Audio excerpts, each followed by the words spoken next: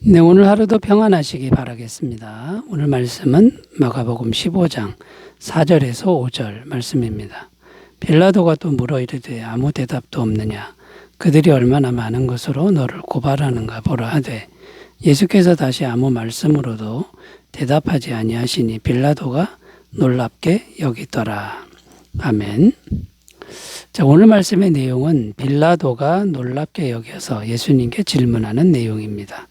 무엇을 놀랍게 여긴 것이냐면 사람들의 고발이 많은데 어떻게 그렇게 침묵할 수 있을까? 이런 부분을 놀랍게 여긴 것입니다.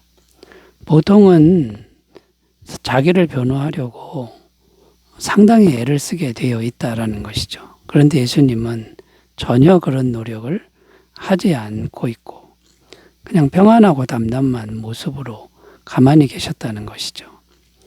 오늘날 우리들도 누가 우리들을 고발한다고 한다면 많이 억울할 것입니다.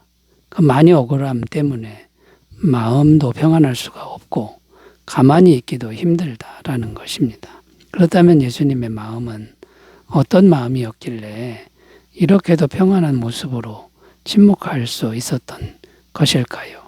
오늘은 이런 관점에서 말씀을 생각하며 어떤 사람이 억울하게 고발당할 때도 침묵할 수 있는지를 생각하면서 함께 은혜를 나누도록 하겠습니다. 자, 첫 번째입니다. 고발당할 때 침묵할 수 있는 사람. 첫 번째는요, 하나님의 뜻이라면 무엇이든 순종하려고 하는 사람은 침묵할 수 있다라는 겁니다.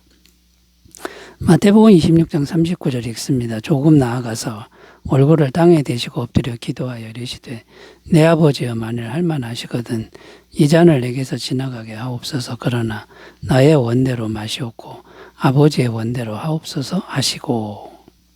어떤 내용이냐면 겟세마네 동산에서 예수님이 간절히 기도하시는 내용인데 하나님께 기도를 드립니다. 하나님의 뜻이라면 십자가의 길을 가겠습니다. 이런 기도를 드리고 있습니다. 자, 이것은 어떤 의미냐면 하나님의 뜻이라면 무조건 순종하겠다는 것인데 십자가에서 처참하게 죽음을 당할지라도 순종하며 받아들이겠습니다. 이런 마음이라는 거죠. 예수님의 마음은 이런 마음이었기 때문에 지금 수많은 고발을 당해도 죽기까지 순종하려는 마음이 있었으니까 침묵할 수 있었다라는 겁니다. 빌립보서 2장 6절에서 8절입니다. 그는 근본 하나님의 본체시나 하나님과 동등됨을 취할 것으로 여기지 아니하시고 오히려 자기를 비워 종의 형체를 가지사 사람들과 같이 되셨고 사람의 모양으로 나타나사 자기를 낮추시고 죽기까지 복종하셨으니 곧 십자가에 죽으심이라. 여기 보면 하나님 앞에서 예수님의 마음이 어떠한지가 잘 나타나 있는데 하나님의 뜻이라면 죽기까지 순종하겠다라는 그런 마음을 보여줍니다. 그래서 예수님은 더 이상 말할 필요가 없으셨다는 것입니다. 여기서 우리가 깊이 생각해야 할 것이 있는데 무엇이냐면 예수님처럼 내 뜻을 생각하는 것보다는 하나님의 뜻을 더 중요하게 생각해야 한다는 것입니다. 정말 지금 내가 하나님의 뜻을 더 중요하게 여기고 또 하나님의 뜻대로 가고 있느냐, 이것이 분명해야 된다는 거죠. 베드로전서 2장 19절 20절 부당하게 고난을 받아도 하나님을 생각함으로 슬픔을 참으면 이는 아름다우나 죄가 있어 매를 맞고 참으면 무슨 칭찬이 있으리요. 그러나 선을 행함으로 고난을 받고 참으면 이는 하나님 앞에 아름다우니라. 이래야 아름다운 일이 된다. 그래야 하나님이 기뻐하신 일이 된다라는 겁니다. 마태복음 16장 23절 24절 예수께서 돌이키시며 베드로에게 이르시되 사탄아 내 뒤로 물러가라. 너는 나를 넘어지게 하는 자로다.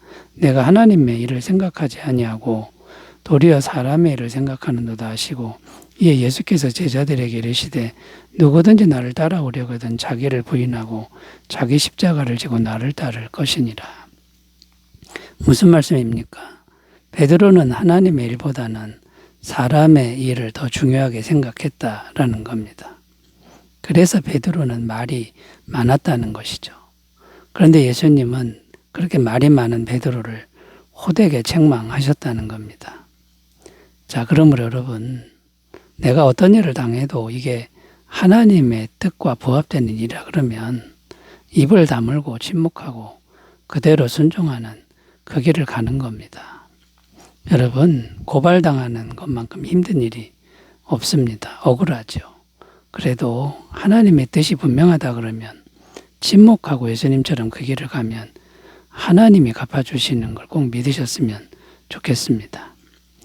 자, 두 번째로 가보겠습니다. 고발당할 때 침묵할 수 있는 사람은 누구일까요? 두 번째는요, 모든 억울함을 밝혀주시는 하나님을 믿는 사람이다 라는 겁니다.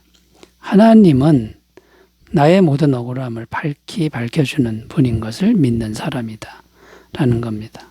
시편 37편 5절에서 7절입니다. 내 길을 여호와께 맡기라. 그를 의지하면 그가 이루시고 내 일을 빛같이 나타내시며 내 공의를 정오의 빛같이 하시리로다.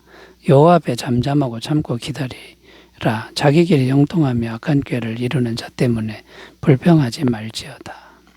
무슨 말씀이냐면 하나님께 무슨 일이든지 맡기면 하나님이 밝혀주신다.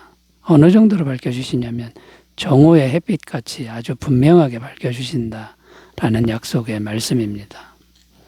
그래서 어떻게 하라는 겁니까? 악한 꾀를 이루는 자들 때문에 나한테 억울하게 악한 일을 행한 사람들 쳐다보고 불평하지 말라고 말씀합니다. 어떤 억울한 일을 당해도 불평보다는 하나님께 기도하고 침묵해라. 잠잠하고 기다리라 이렇게 말씀합니다. 예수님은 어떻게 하셨습니까? 예수님은 아무 죄가 없으신 분이었는데도 그리고 죽기까지 복종했습니다. 그럴 때 하나님은 그렇게 하신 예수님을 가장 높은 이름이 되게 하셨고 또 죽음에서 부활시켜 주셔서 의로움을 증명하셨다라는 것이죠. 빌립보서 2장 9절 11절 이러므로 하나님이 그를 지극히 높여 모든 이름 위에 뛰어난 이름을 주사 하늘에 있는 자들과 땅에 있는 자들과 땅 아래에 있는 자들로 모든 무릎을 예수 이름에 꿇게 하시고 모든 입으로 예수 그리스도를 주라 시인하여 하나님 아버지께 영광을 돌리게 하셨느니라. 하나님이 모든 것을 다 밝혀주시고 모든 부분에서 예수님 손을 들어주시고 어렵다고 선언해 주셨다라는 것입니다. 자, 여기서 우리가 꼭 주의해야 할 것이 있는데 그게 뭐냐면 반드시 기도해야 한다는 겁니다. 반드시 기도를 해야 우리의 억울한 문제가 하나님께 맡겨지는 것이 된다라는 겁니다. 기도하지 않고 그냥 침묵하는 것은 안 된다. 기도하지 않고 그냥 참는 것은 여전히 내 일이지 하나님께 맡겨진 일이 아니다라는 겁니다. 그래서 기도를 통해서 내 문제, 내 억울함을 하나님께 계속 고백하는 이것이 무엇보다 중요하다라는 것이죠. 시편 55편 22절 내 짐을 여호와께 맡기라. 그가 너를 붙드시고 의인의 요동함을 영원히 허락하지 아니하시리로다. 우리의 모든 인생의 짐을 여호와께 맡기라고 했는데 어떻게 맡기는 겁니까? 기도로 그대로 하려면 맡겨지는 것이다. 지속적으로 기도하고 지속적으로 주님 기다리고 신뢰하는 이런 훈련을 잘 하시기를 바라겠습니다. 세 번째로 가보겠습니다. 고발당할 때 침묵할 수 있는 사람은 누굴까요? 세 번째는 내가 당하는 고발을 예수님이 넉넉하게 막아주신다는 것을 믿는 사람이다라는 겁니다. 로마서 8장 33절 34절 읽습니다. 누가 능히 하나님께서 택하신 자들을 고발하리요 의롭다 하시니나 하나님이시니 누가 정죄하리요 죽으실 뿐 아니라 다시 살아나시니는 그리스도 예수시니 그는 하나님 우편에 계신 자요 우리를 위하여 간구하시는 자시니라. 무슨 말씀이냐면 우리가 고발당할 때 하나님이 우리를 의롭다고 변호하신다. 의롭다고 선포하신다라는 내용이고 또 누가 우리를 정죄하면 죽으시고 부활하신 예수님이 우리 편이 되어주신다라는 내용입니다. 여기서 죽으시고 부활하셨다는 의미는 어떤 의미냐면 우리 죄를 대신해서 우리 죄값을 대신 지불해서 죽으셨다는 거고 그 다음에 다시 부활하셨다라는 것은 이제 죄가 완전히 다 끝나고 우리가 의롭게 됐다라는 것을 선포하기 위해서 다시 부활하셨다라는 의미가 되는 겁니다. 그러니까 무슨 말입니까? 누가 우리를 많이 고발해도 괜찮다는 겁니다. 전능하신 하나님이 우리 편이 되어주시고 죽으시고 부활하신 예수님이 다 막아주신다는 얼마나 큰 위로가 되는 말씀인지 모릅니다. 우리가 이것을 믿으라는 거죠. 이걸 믿는다면 그러면 우리는 고발당할 때도 침묵할 수 있는 힘과 여유가 생긴다라는 겁니다. 얼마든지 고발해라. 그래도 소용없다. 내 안에 계신 주님이 다 막아주신다. 이렇게 마음으로 우리는 외칠 수 있다라는 것입니다. 저는 목회를 하면서 교회 내에 복잡한 문제가 생길 때가 종종 있고 그것을 경험했습니다. 대부분 인간관계의 문제였는데요. 그럴 때 내가 취하는 태도는 섣불리 내가 나서지 않는다는 겁니다. 주님께 기도하면서 주님께서 일하시도록 맡기고 기다리는 일을 잘해야 된다라는 것이죠.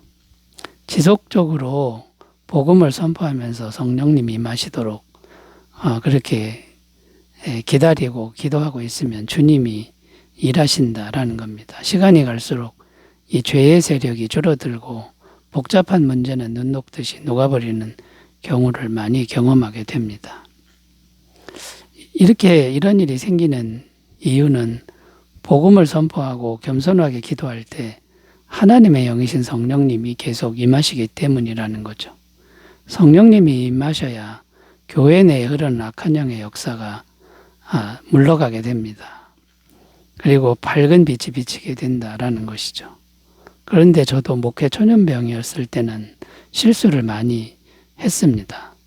자꾸만 내가 나서서 문제를 해결하려고 이 말하고 저 말하고 설득하고 하다 보니 말이 많아지니까 작은 문제도 커지게 되고 더 많은 상처를 받게 되는 그런 일이 생겼다라는 것이죠. 여러분, 결론적으로 말해서 우리 모두 어떤 고발을 당해도 주님께서 넉넉하게 막아주심을 믿고 겸손하게 기도하고 또 항상 예수님의 십자가 죄사함의 복음을 믿고 선포하고 성령님이 일하시도록 우리가 늘 주님을 의지하는 그런 믿음으로 지혜롭게 잘 대처하시기를 바라겠습니다. 기도합니다. 하나님 아버지, 고발당할 때 참 마음이 아프고 억울합니다만 예수님처럼 침묵할 수 있는 믿음과 능력을 허락하여 주시옵소서. 예수님의 이름으로 기도드립니다. 아멘. 주님의 임재 충만하시기 바라겠습니다. 감사합니다.